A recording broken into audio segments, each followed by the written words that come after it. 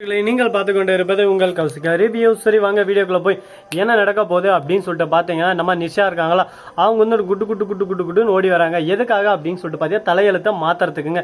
என்னடா சொல்ற அப்படின்னு சொல்லிட்டு பார்த்தீங்கன்னா நம்ம வெண்பாவோட தலையெழுத்தை ஒரு பக்கம் மாற்றி எழுத போறாங்க. என்ன பண்ண போறாங்க அப்படின்னு சொல்லிட்டு பார்த்தீங்கன்னா வெண்பா இனிமே என் கூட தான் இருப்பா, மல்லிக்கு உனக்கு அடிக்கடி சண்டை வருது, நீங்க ரெண்டு பேரும் பிரிஞ்சு போக பாக்குறீங்க.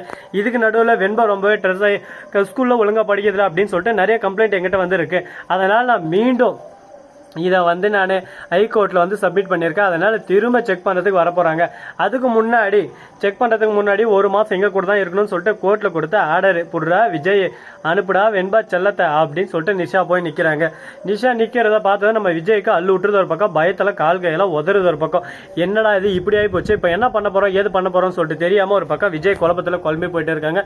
நம்ம ராஜேஸ்வரியும் ஒன்றும் பண்ணலைங்க. ராஜேஸ்வரி வந்து டே என்னடா பண்ணுறது இறா நான் தெரிஞ்சு போலீஸ்க்கெல்லாம் ஃபோன் பண்ணுறேன் அப்படின்னு சொல்லிட்டு எல்லாருக்கும் ட்ரை பண்ணிருக்காங்க. மறுபக்கம் ரஞ்சிதா ஒன்றுமே சொல்ல தேவையில்ல, வாயை முடின்னு பொத்திக்கிட்டு சைலண்டாக நின்று இருக்காங்க. எதுவும் பேசல, சப்போர்ட் பண்ணவும் இல்லை.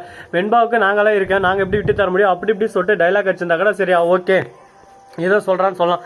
ஆனால் அப்படி எந்த விஷயமே அவள் சொல்ல. அவளை பொறுத்த வரைக்கும் இந்த சொத்து வேணும், அந்த சொத்துக்காக எந்த எல்லைக்கு வேணாலும் போகலாம். அதே சமயத்தில் நம்ம மல்லி அந்த இடத்துல வராங்க. வந்தால் உடனே யார் நீ அந்த பேப்பரை பிடிச்சி கிழிச்சு போட்டு என் பொண்ணு என் கூட தான் இருப்பா, நீ யார் என் பொண்ணை கூட்டின்னு போகிறதுக்கு, ஒழுங்கு மரியாதை நீயா கிளம்பிடு, இல்லை உனக்கு மரியாதை அவ்வளோதான் பார்த்துக்கோ அப்படின்னு சொல்லிட்டு வாய்க்கு வந்தபடி திட்டி விட்டுறாங்க.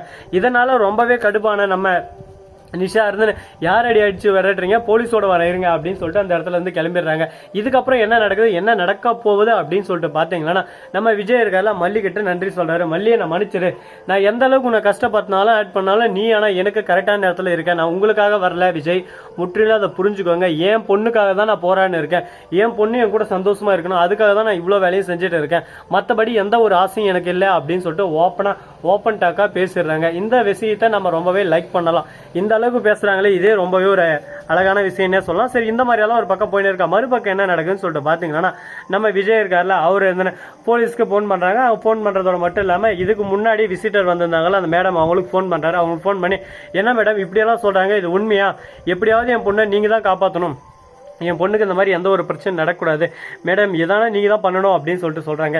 மிஸ்டர் விஜய் நீங்கள் எதுக்கும் கவலைப்படாதீங்க, எங்கள் பக்கம் முடிஞ்ச வரைக்கும் நாங்கள் முடிஞ்ச ஹெல்ப்பை நாங்கள் பண்ணிட்டு தான் இருக்கோம்.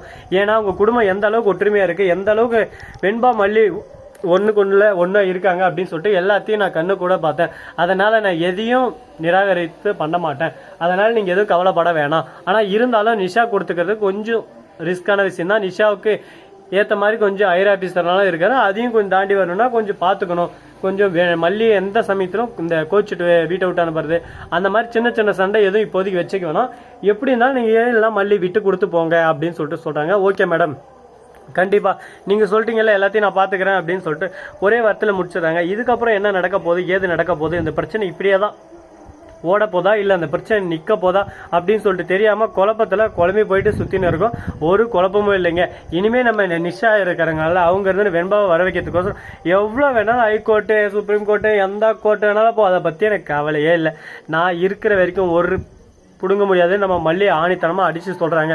இதை கேட்டதான் நிஷா இருந்தாலும் ஏய் நீ எவ்வளோ பேசுகிற போது நான் எம்மூட்டு பேசணும், இரு நான் இன்னும் என்னோட ஆட்டத்தை ஆரம்பிக்கல, என்னோட ஆட்டத்தை ஆரம்பித்தா யாருங்க நிற்க மாட்டாங்க, என்னோட ஆட்டம் அதிரடியான ஆட்டம், இனிமேல் ஆரம்பிக்க போகிறேன் என்னோட ஆட்டம் அப்படின்னு சொல்லிட்டு சிரிச்சுக்கிட்டே பேசுகிறாங்க. அதை பார்க்கும்போது நமக்கு ஒரு பக்கம் ஓஹோ நம்ம மல்லிக்குள்ளே இவ்வளோ டேலண்டடோ அப்படின்னு சொல்லிட்டு சந்தோஷமாக தான் இருக்குது.